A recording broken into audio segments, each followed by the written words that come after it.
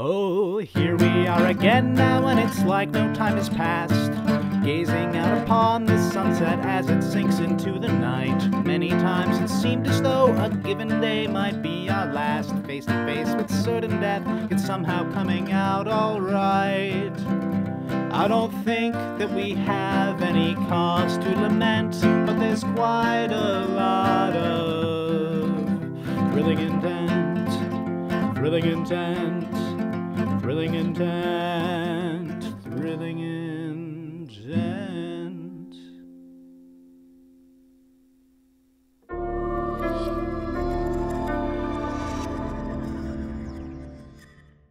Gregor, you are dragged dramatically back, and your group spreads out, and you start your journey across the great open road. And first, you four make it back to the foot of the mountains. You get a bright and early start, but the wheelbarrow is certainly slowing you down a bit. But just the same, your journey is a pretty pleasant one. You managed to make exceptionally good time, and you watch as the group dedicated primarily to evacuation sort of slowly disappears into the distance, this great long wagon train, while you four can sort of move as a pretty firm and solid independent unit. You make your way through a great clearing, and this is where you spend the night for the first time. You rest out under the stars. Not much conversation is had, as this time you need to dedicate all of your energy to moving forwards. And Harlock, you keep pushing and shoving, and you notice eventually Gregor's protests stop and sort of grow quiet, and after one particularly long bathroom break, you're like, okay, let's get going, and you start rattling down this way, and you notice something. You notice something's off, actually. You look down at the wheelbarrow in front of you, and Gregor's looking awfully, Oh, god damn it! Gregor blows out of the wheelbarrow, a cardboard cutout replacing him! I was fooled. Elsewhere in the world, Marcus, you're assisting with the efforts of a few people to evacuate from nearby towns. He has set up a smoking yellow road flare spell up here, and is directing people towards it. This way, everyone.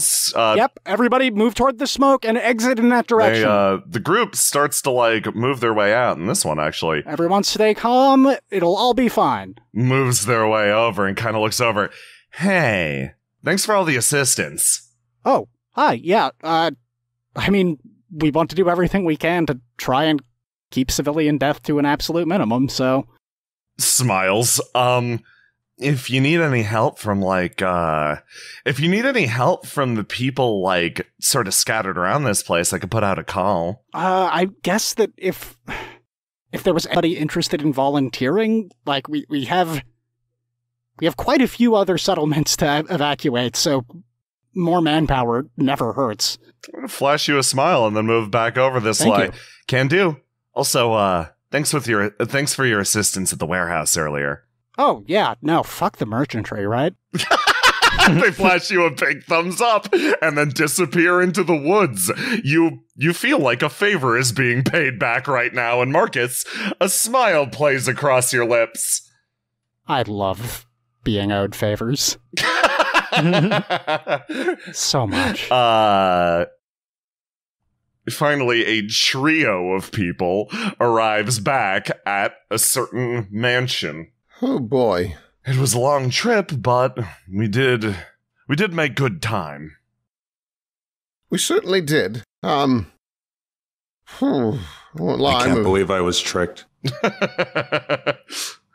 I'm sorry. I lended him my expertise in crafting that cardboard duplicate. I knew this wouldn't work between you and I. I will make sure that you're made to suffer after you outlive your usefulness. Well, that's a good thing, because I was trained to be a butler. I will never outlive my usefulness. Around the corner, two tiny little shapes sprint up, footfall after footfall hitting the wooden floor. Look out. Oh, yeah. They immediately wrap their arms around Mercy. Oh, hello, dears. Oh, hello. And they obviously are just like, oh, Mom, is everything okay? Where'd you go? It took a long time for you to come back. Oh, well, we went to the fortress and encountered some soldiers. There was more fighting. Mallory gets a real stern look. And sees a brand new big scar on Mercy's side. Yeah, I didn't keep my promise. I'm very sorry about that, dear. And Mallory actually just kind of backs up. And she just kind of looks away. Oh dear. I've nothing better to tell you. I'm sorry. I will try to be better in the future. Mallory, she like puts a hand back out onto the wound. But you promised. I know. What if you don't come back? That's why I'm here right now, actually. To get a little assistance from your dad and my friends here. Just trust me one more time. I will make it up to you. If I may be so bold as to interject in this heartwarming moment. Honestly, that'd be appreciated. Tag out. Your mother did everything in her power to not have to take that wound. But by taking it, she's ensured that she has a better chance to come back to you. I would elect against making such brash promises going forward. However, she makes her decisions with your best interests in mind. I hope that you understand that. And then she steps away. Oh, that was actually really good. Yeah, Mercy looks back like, damn, man, nice. Sometimes it's better if you don't use your heart.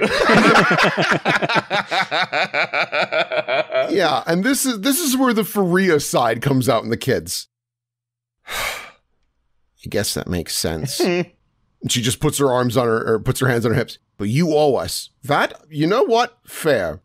I owe you. What do you want? Can we play in your forge? I know you already did. So how about we call it even? Mallory glares again. All right, that's fair. All right, fine. Tell you what. How about this? While these eggheads are doing fancy smart things, how about we go make something? Really? My head is quite round. My head is rather egg-shaped, yes. All right. Well, these smarty pants, how about this? How about us three have a girls' night? We go make something. You tell me what you want to forge, and we'll work on it together. Plus, I need to reorganize my forge. Really? Anything? Anything, as long as it's not sharp. It can be kind of sharp. What? They split off and wind up going upstairs, and Senior Valafi, looks over to you, Harlock. Well, shall we? Yes, let's roll our eggheads over in this direction. Yes, we will have a girls' night of our own. Discovering the mysteries of the universe. That's the best kind of girls' night, to be honest. Yes, you get it. Say it as blithely as physically possible. Then, elsewhere, Gregor, you managed to catch up with your man on the inside. Someone who was keeping a horse warm for you. Jambalaya Jones. You, one of those times that you snuck over before you managed to get grabbed by Harlock's grappling hook, you snuck him a note. The scout team was ready and prepared. Your escape was perfect. It was passed during the thumbs up, thumbs down sequence, but no one noticed. I really pulled a sneaky Marcus on them. Jambalaya Jones rates your sneaky Marcus a 6 out of 10, which is higher than any other mortal has ever received before. Wow. That doesn't make me feel good, but it had to be done. Jambalaya Jones pats your hand a little, comfortingly. Hello. Gregor, you can move now. Perfectly fine, actually. The sort of like the torpor that hung over you was mostly dissipated, though your hands occasionally like twinge sometimes. Yeah, I'd say I'm better than normal guy right now. You are better than normal guy right now, and you start to look around the camp. This place has been bulldozed. These are some big muscly punch prints. Yeah, as you look at the ground, certainly punch prints. Yeah, the creature that did this probably has a gigantic 6-pack, maybe even an 8-pack. You look around and like the sheer. Gregor's gonna put his skill as an outrider of tracking monsters and general monster knowledge to use and observe the clues around. Okay. Meanwhile, Jambalaya Jones eats some of the campfire ashes. Jambalaya Jones begins to uncontrollably throw up a few of the frogs he's eaten lately. They escape and bounce into the wild. Gregor, meanwhile, yeah, you were the right call to come to this place, certainly. By taking a look at the surrounding environment, as well as the weight of the weight of what appears to be a tail that was dragging behind this creature, you're able to quickly put all of the facts together, and to a certain extent, you discover not only the recency with which the creature arrived, but more or less its overall direction. You know the fact that it arrived at this camp not just once, but twice, likely re-stomping the area to make sure that no one else had returned. And you know that to some extent, it must still be relatively nearby, your tracking senses picking it up perfectly. Gregor, what do you do? I determined which way it went. Okay. It went into that great open plain sort of in the direction of the tower. If you clear this tree line, you might be able to either get eyes on it or close that distance a little bit. Yeah, I guess I've got a sort of an idea of what it could look like, though it's kind of unbelievable that anything is going to really be as big as this seems. Yeah. You think that, and then you chase it for a little bit. You try to remain. Tell me what your process is here. Are you full on pursuing it, or are you just what are you doing? All right. So I know that I'm not at my best right now, so I'm not gonna run out there charging in, even though, maybe I could heroically slay it. That is kind of what I do. But I'm gonna stay on my horse and follow it for as long as I can amidst the trees until I either lose their cover or spot it.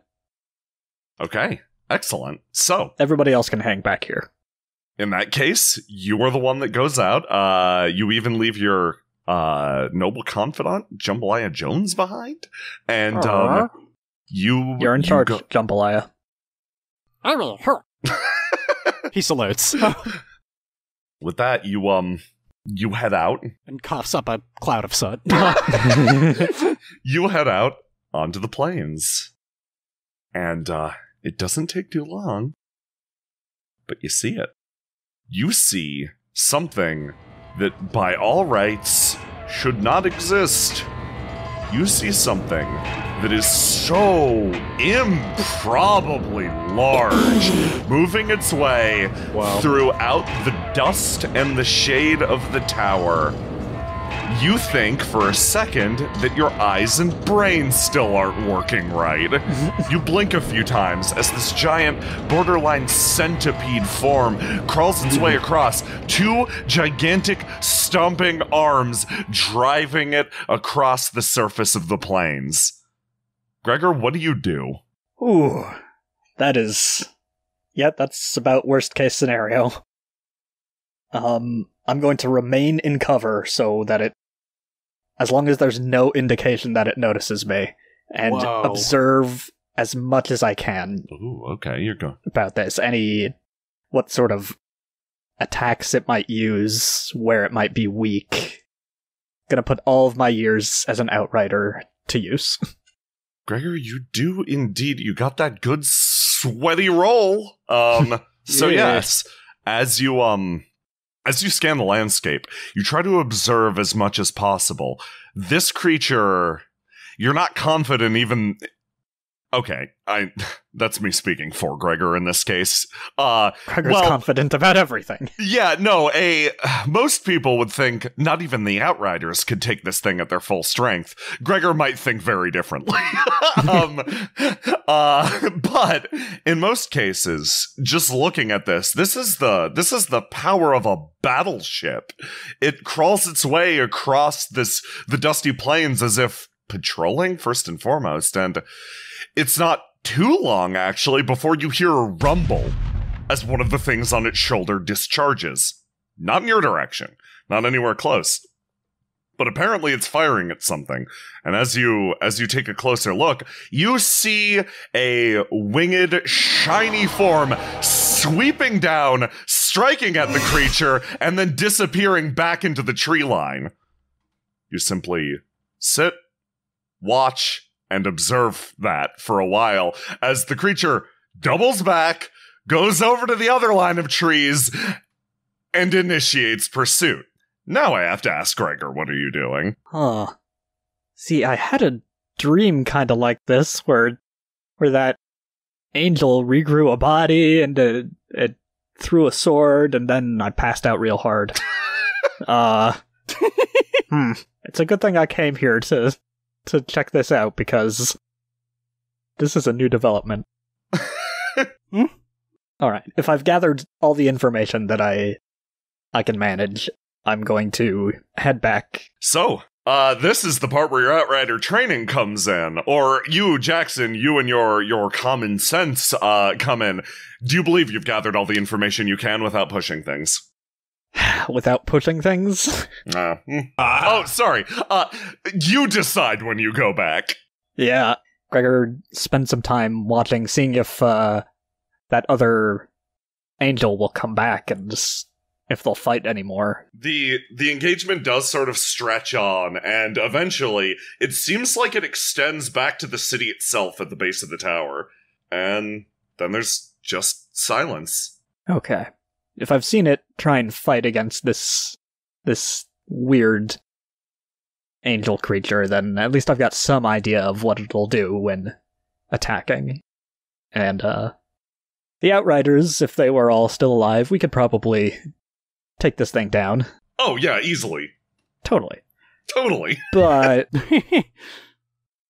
I'm gonna head back for now. Smart. Okay. You, Gregor, you slowly stand up, pulling yourself from the ground, and as every individual branch cracks under your feet, you start to walk away, and you take one sidelong glance backwards over your shoulder at that tower that extends upwards. It's only a few days left before you meet up with your friends again, but at the same time, that tower is only growing increasingly uneasy for you. And as you make your way away, that odious bell rings out one more time.